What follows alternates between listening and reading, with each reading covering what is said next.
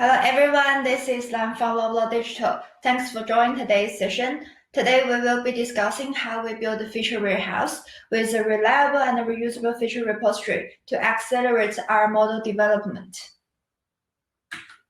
Before I start, I would like to introduce our team. There are 5 teams under the data science group. The business intelligence team focuses on curating and labeling the data, cleaning it for mass consumptions, and empowering business users to extract value from it.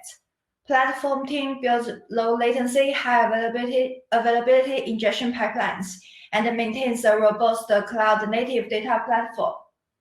There are 3 DS core teams. The shopping experience team builds personalized and recommendation services to deliver an engaging omnichannel digital experience. Ops and forecasting teams develop forecasting models for inventory availability, labor, and other derivatives of demand. And the growth and marketing team supports initiatives to maximize customer engagement while optimizing the number of dollars spent on marketing and advertising. Loblaw Digital is equivalent to the department in Loblaw Company Limited, which focuses on the digital experience.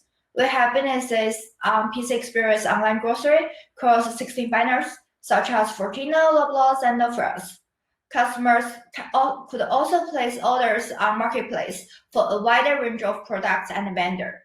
On Shoppers Drug Mart, we have online beauty and digital pharmacy services. We also provide online service for Joe Fresh, which is a high fashion brand. Last but not least, we have Canada's favorite loyalty program, PC Optimal. Therefore, we have a large amount of transactional data across millions of products and thousands of stores. We could also get data from customer email and website behaviors. One of the most important customer data is the loyalty data, which collected from the PC Optimal program. With this rich data source, we could make a lot of data-driven decisions. First of all, we are proud that we offer our customers a fully personalized shopping environment. We have personalized email recommendation, personalized web search, and personalized substitution for out-of-stock items. Second, we build models to target our customers with promotional content. We leverage the large amount of data to drive forecasting, predicting, and optimization solutions. Moreover, we implement dashboards to support business analysis and decision-making. In addition, we have so many more in progress and upcoming projects. However, we cannot ignore the difficulties we met when we wanted to leveraging our data. We used to use ETL pipelines to build our data warehouse. We load the source data into memory, transform source data as required, and repeat steps 1 and 2 several times before loading them to our data warehouse. The limitation of extract transformation load is, with more and more data need to be ingested, data engineers need to pay more effort to maintain these flows, and during the processes, they might need to face more legacy and scalability issues. As for data analysts and data scientists, there are gaps between data and the features. To manipulate the raw data and transform them into useful features, data analysts and data scientists would have to conduct time-consuming and repeating tasks to understand the business logic within and between data components and generate the desired features. Every data user would pay a lot of effort into data discovery. We might lose governance, such as for the personal identifiable information, the governance for PI data. Besides, as the lack of the uniform standard metrics, features created by different individuals or teams may not be consistent and cannot be reused. To address data users' pain points, we need to identify a solution that fulfills 3 requirements. First of all, we need a single and consolidated repository to control all our data models and apply tests and checks on the top of the data models to ensure the data quality. Second, we need a coordinator to schedule pipelines with robust integration. We wish we could run our tasks with arbitrary clusters and could be easy to apply to our current infrastructure. And in the future, if there are next generations technologies, it will also be easy to extend. Last, we want to have communications between the data pipelines and the model pipelines, so we could guarantee the data quality before we use it. As a result, we proposed to use dbt and Apache Airflow as our solution. In the next few minutes, I will introduce how the two tools solve our problem. Considering we will have more and more data loaded to our data warehouse, in the traditional ETL pipeline, we need to repeat the extract and the transformation steps multiple times until it could be finally loaded to our data warehouse. Record the issues faced by our data engineers. One source update, we might need to change the transformation logic for all downstream users. We need to pay more attention to maintaining the pipelines, and also we must face a lot of legacy issues. However, nowadays, data storage is not as expensive as before. The data warehouse like Redshift, BigQuery are extremely performant and scalable to handle data transformation in database rather than some external processing layer. Therefore, we decided to transit from ETL to ELT, extract and load as much as we can, and do the transformation in the destination data warehouse. We use dbt as a source controller of the transformation processes. So dbt, the data building tool, is a tool that does the transformation jobs in ELT processes. It doesn't extract or load data, but is extremely good at transforming data that's already loaded into our data warehouse. A dbt project always consists with SQL and the YAML file. The SQL file defines the data model. It looks just like the general query. Each model contains a single select statement for the transformation, while the YAML file defines the documentation and the test for source data and the data models.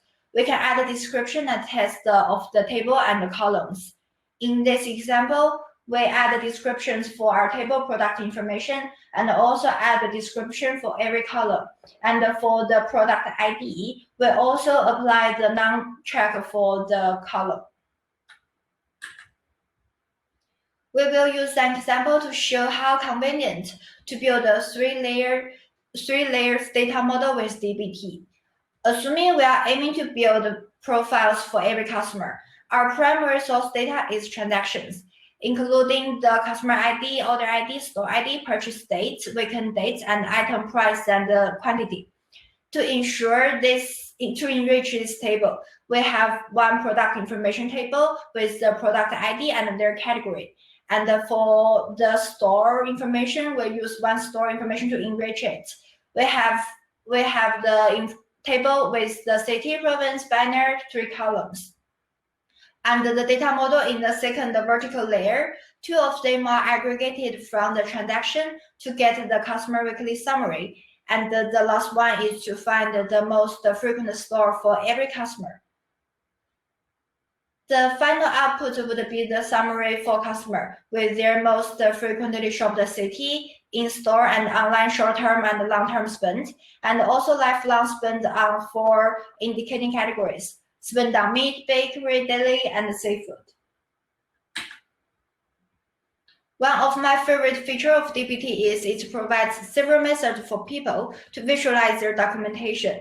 We decided to publish our documentation to Netlify, which enables auto-generation of documentation and provides us with a way to create descriptions of fields and tables. These features significantly reduce our time on data discovery. We do not need to ask for help from the universe anymore. And this is the main page of our dbt documentation. The project tab on the left mirrors the structure of the dbt repository, and the database tab on the right looks more like a database explorer, indicates the actual location and relations of the table and the views.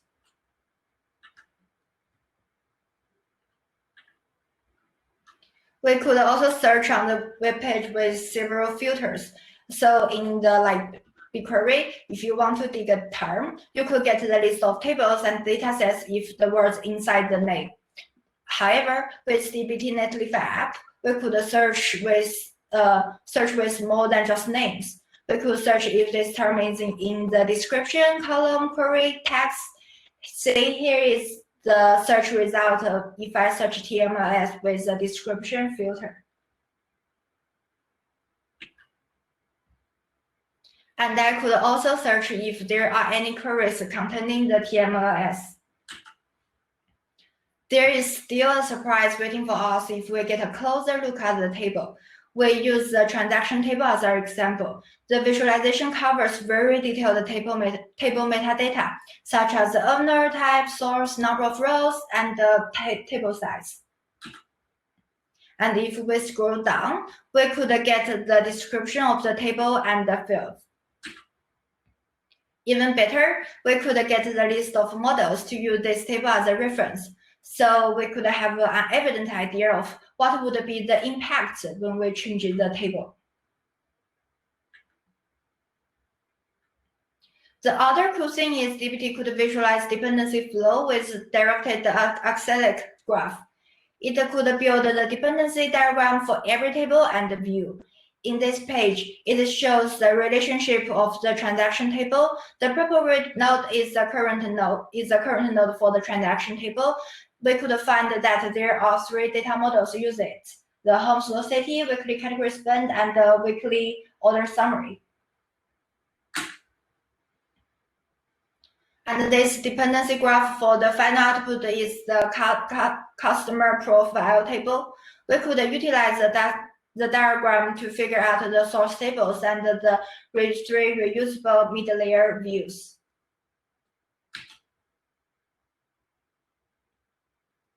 Why is dbt suitable for feature engineering?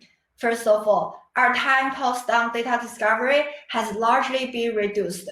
We could quickly know who to ask more questions and where to find the data, and also clear relation between tons of data components and a concrete idea of how much impact it would make if we change one of them. Second, it could act as a source controller to maintain all the data logic in our repository and also records the audit logs and the jobs that have been run. Third, we could apply tests and checks of our data, except for some like the syntax checks. We could also do the test for the row-wise, column-wise, and table-wise. For example, we could do a freshness check for daily updated data to see if the volume loaded is in the safe range. Therefore, we could guarantee our data used is guarantee the consistency, accuracy, and reliability of data we are going to use. By default, dbt would materialize data model as views. Views are on the top of the source data, will always have the latest record. The data logic will be reused or referred to by other models. For the data needs to be fast to query or have multiple consumers, we suggest materializing them to tables. dbt also supports incremental materialization to update or append on the existing table. With these features, we could significantly avoid the redundancy of our data transformation. Then I will move to the second tool we use to build our platform, Apache Airflow. Airflow is an open source orchestration platform to schedule and monitor workflows. There are 4 main principles of Airflow. The first one is scalable. Airflow has modular architecture to use and uses a message queue to orchestrate an arbitrary number of workers. It's ready to scale with tons of tasks. Also, with cross communication and subtasks, it could support dynamic pipeline generation. Third, there are detailed instructions to guide Airflow users to use it to easily define operators and extend libraries to fit the level of the abstraction that suit in any environment. Last, all the pipelines are lean and explicit. It uses the powerful Jinja templating engine to build the parameterization elegantly.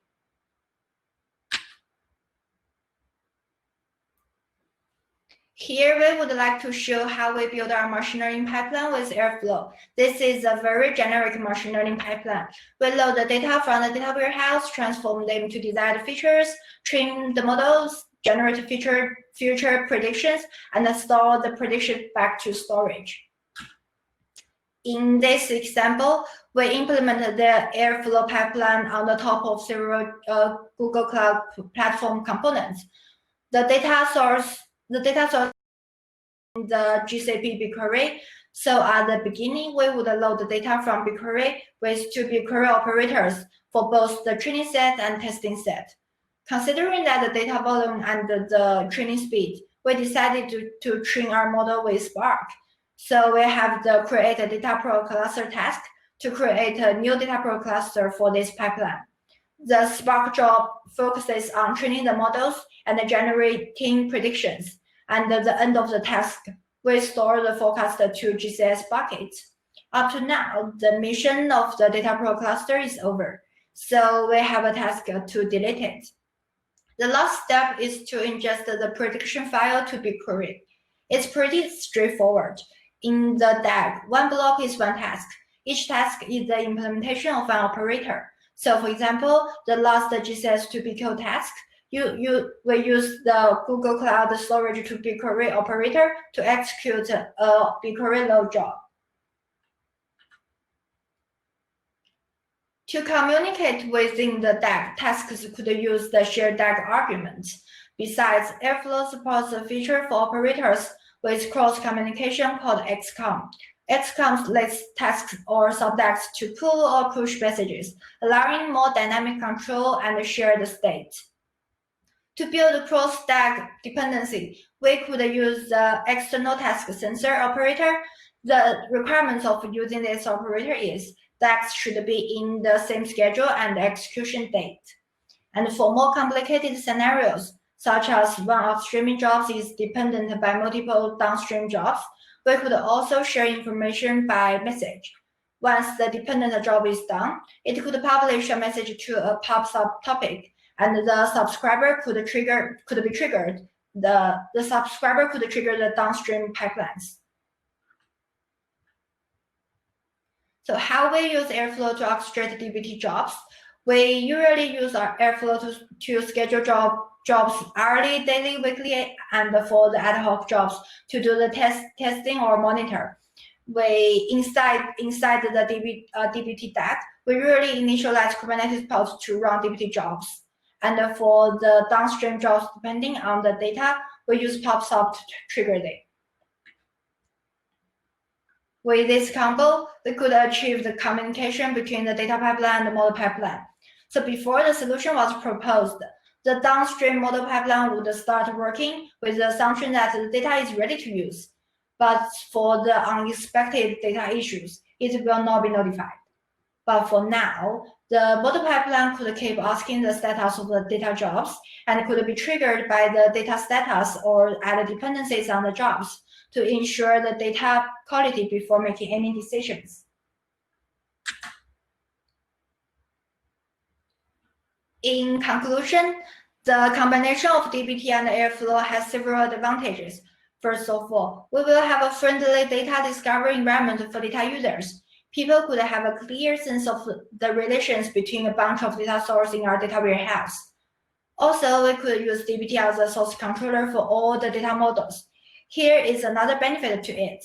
We could deploy the data models with service account instead of personal account in cloud platform.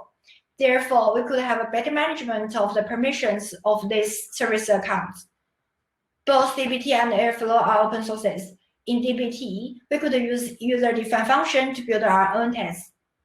Also, for AirFlow, if the current operator cannot be satisfied, we could integrate the best operator with a more functional operator to suit into our infrastructure. They give us a more extensible developing environment. What's more, it breaks the wall between data and the model. Before, if we want to ensure the data quality, we need to check before we use it for every pipeline. However, with DBT and AirFlow, we could set the dependency of the quality checks. One check could benefit many pipelines. Therefore, we could get the reusable and the reliable features for our machine learning or deep learning pipelines. It vastly accelerates the model development. Yeah, and this is the end of the presentation. I will start to answer the questions. Yes, it's open source. We also use Lookers for the data modeling. So for means question, according to the DAG, do you train a new model every time you want to do a prediction? It depends case by case. So for some of the offline jobs, we do train it every time before we do the prediction. And for the other jobs, for the large tasks, we use checkpoints. In case we cannot use cloud, I wonder if it is possible to use DBT and the process pipelines Airflow for in-house data pipeline. Yes, you do. You could. What is the I/O efficiency and the I/O efficiency of DBT and resource load for the DBT? I haven't think about this question before, but I think because of the data is already, so DBT only deal with the data already in the data warehouse. So I don't think we will care about it a lot. What's the personal effort? So before, I think it's so as a data scientist, especially if you are working in a large organization, you will face a lot of blockers when you initialize your project. You don't know where the data come from and where the data components come join together. What's the business logic inside it? So, but with DBT and also the Airflow, we could say that there are several semantic layers for the data, so we could read those data and link to the person if we still have the question of the data and also the relationships. So I think it's mostly reduce my time spending on the data discovery. And also I think the other the key point of the current setting is that it's largely we could build so before when I build the machine learning pipelines, I need to check the data qualities at the beginning for every pipeline.